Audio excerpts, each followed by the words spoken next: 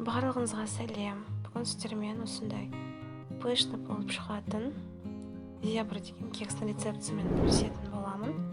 Видеоны соңына дейін қарап, менімен бірге болыңыздар.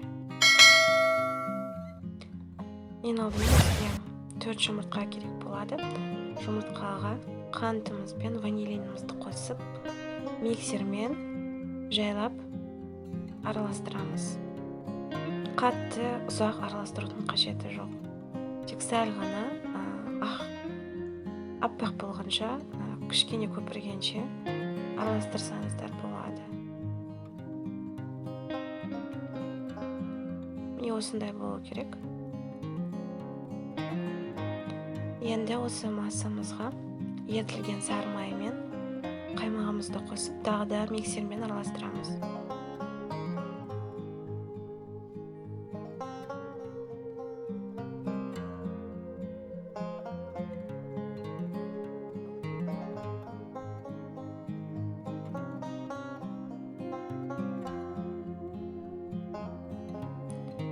Енді ұнның жалпы массасынан 2 ас қасық алып қоямыз да, қалған ұнды електен өткіземіз.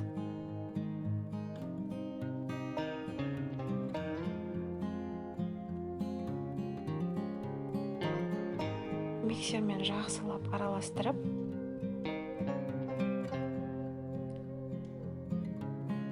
уксуста өлтірілген соданы қосамыз. Тағы да араластырамыз миксермен. Енді қамырымызды 2 бөлікке бөліп, бір бөлігіне 2 ас қасық какао, екінші бөлігіне бағанағы алып қойған 2 ас қасық ұнымызды қосамыз.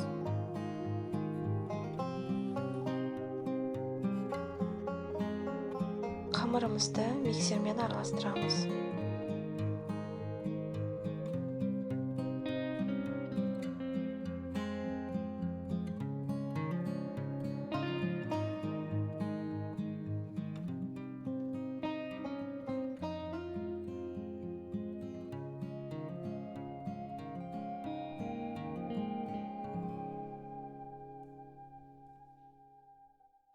Алдын ала дайындап қойған формаға қамырымызды бірінен соң бірін кезектестіріп құйып шығамыз.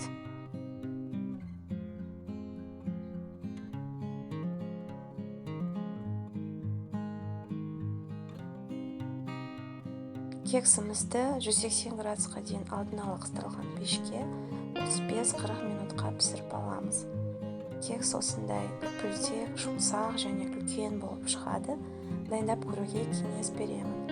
Видео ұнаса, лайк басып, комментарий жазып кетуді ұмытпаңыздар. Ас болсын!